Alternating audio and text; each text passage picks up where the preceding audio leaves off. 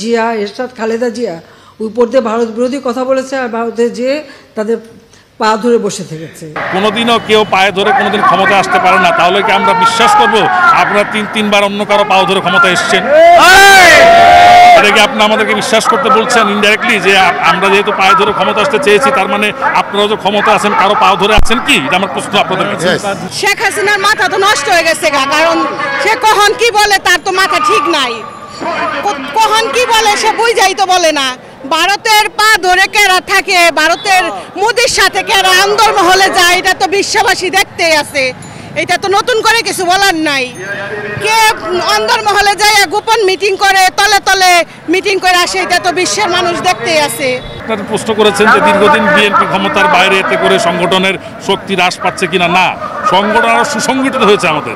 আমরা রাজপথে আন্দোলন করতে করতে এখন আমরা ইস্পাত কঠিন হয়েছি। এখন আমাদের আন্দোলনের ধার আরো বাড়ছে, দিনে দিনে আরো বাড়বে, এবং সেই আন্দোলনের ধার বাড়ার সাথে সাথে আমরা এই আন্দোলনকে পরিণতির দিকে নিয়ে যাবো একটি সুস্থ সুন্দর নির্বাচনের মাধ্যমে, জনগণের সরকার কায়েমের মাধ্যমে। এবং প্রথম যে আমাদের এখনকার দাবি, আজকে যে দাবিটা, সেটা হচ্ছে দেশনেত্রী বেগম খালেদা জিয়ার মুক্তি এবং তার সুচিকিৎসার জন্য বিদেশে প্রেরণ।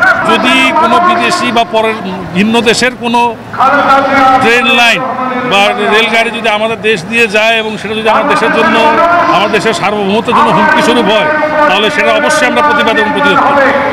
আমার কাছে শুনে নিথুন বাবুর কথাটা, ভাই রেলগাড়ির যে ষড়যন্ত্র, আমাদের একটা রেলগাড়ি লাইন তৈরি হবে এই সরকারকে উৎখাত করার জন্য, এই রেলগাড়িতে করেই পাঠিয়ে দেওয়া হবে পরবর্তী দেশে, যে দেশ থেকে ওরা মনে করছে এই রেলগাড়ি ঢুকে আমাদেরকে বন্ধ করবে। আমরা দেশের এক কোণা মাটি ছাড়তে রাজি না, আমরা দেশের মাটির এক কোণা মাটি ছাড়তে রাজি না। দেখেন, আপনাদের দৃষ্টিতে মনে হচ্ছে যে আমরা আন্দোলন করে যাচ্ছি কিন্তু আন্দোলনের সফলতা আসছে না, কিন্তু আন্দোলন ধীরে ধীরে আগে বাড়ছে। আপনারা দেখেন 1947 সালে দেশ ভাগের পরে আমাদের দেশের স্বাধীনতার যে আন্দোলন শুরু হয় 52-তে, সেটা কিন্তু পরিণতি হয় 71-এ। দীর্ঘ 20 বছর কিন্তু আমাদের দেশের মানুষজন আন্দোলন করেছে এবং সেই আন্দোলনের পরিসমাপ্তি ঘটেছে 71-এর মুক্তিযুদ্ধের মাধ্যমে। আমরা বিগত দিনে বাংলাদেশ স্বাধীন হওয়ার পরে স্বৈরাচারের বিরুদ্ধে যে আন্দোলন করেছি, 10 বছর আন্দোলনের পরে সেটা পরিসমাপ্তি ঘটেছে, জনগণের বিজয় হয়েছে। তো এই আন্দোলন সময় হয়তো লাগছে, কিন্তু আন্দোলন কোনোটা পিছা যায় না, কোনো আন্দোলন বিফলে যায় না। জনগণের আন্দোলন সফলতা আসবেই, আনবেই ইনশাল্লাহ। বিগত দিনে যেভাবে রাজপথে জনগণের পক্ষে ভূমিকা রেখেছি, বিগত দিনে যেভাবে স্বৈরাচার নিপাত যাক, গণতন্ত্র যাক স্লোগান দিয়েছি, সেই স্লোগানটুকু ধারণ করে আগামী দিনগুলো দেখে যান। আপনি যে কথাটা বললেন যে আমাদের যে আন্দোলন ছিল যে নির্বাচন বর্জন অথবা জনগণের নির্বাচন অংশগ্রহণ না করে, সেদিক থেকে আমরা পরিপূর্ণ 100% সাকসেস। আপনারা সরকারি পরিসংখ্যানে যত যাই বলুক, নির্বাচন কমিশন ঘুমের থেকে উঠে যাই বলুক, এটা তাদের অন্যান্য ব্যাপার, কিন্তু আমরা যেটা অরিজিনাল খবর সেটা হচ্ছে যে মাত্র 5 থেকে 7% ভোট করছে, যেটাতে অনেক সময় অনেক জায়গায় জামানত বাজেয়াপ্ত হয়। তো যেই কারণে এগুলোকে আমরা ওই জনগণের অংশগ্রহণের ভোট বলবো না, আমরা বিশ্বাস করি আমাদের জয় হয়েছে। এবং আপনারা জিনিস খেয়াল করবেন, বেগম জিয়া নিয়ে কথা বলতে গেলে আপনার জনগণের দিকে তাকান, লক্ষ কোটি জনগণরা কি বলে, জনগণের দল হচ্ছে বিএনপি। উনার কথা বলে কি, উনি তো সব চক্রান্তই তো করতে পারে।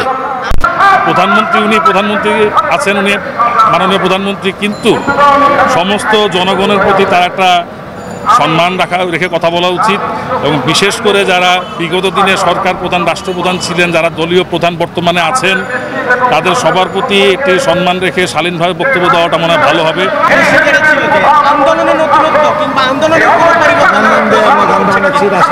দেখেন, এটা আমাদের যারা স্থায়ী কমিটি এবং আমাদের ভারপ্রাপ্ত চেয়ারপারসন, তারা প্রতিনিয়ত মিটিং করছেন, তারা প্রতিনিয়ত আন্দোলনের নতুন নতুন কৌশল ঠিক করছেন, এবং আমরা ভবিষ্যতে আরও নতুন নতুন আন্দোলনের কৌশল নিয়ে যাতে সরকারকে বাধ্য করতে পারি দেশনেত্রী বেগম খালেদা জিয়ার মুক্তি এবং তার সুচিকিৎসার জন্য বিদেশে পাঠানো, এবং পাশাপাশি এটি নিরপেক্ষ সরকারের অধীনে একটি সুষ্ঠু নির্বাচন দিয়ে জনগণের সরকার কায়েম করতে।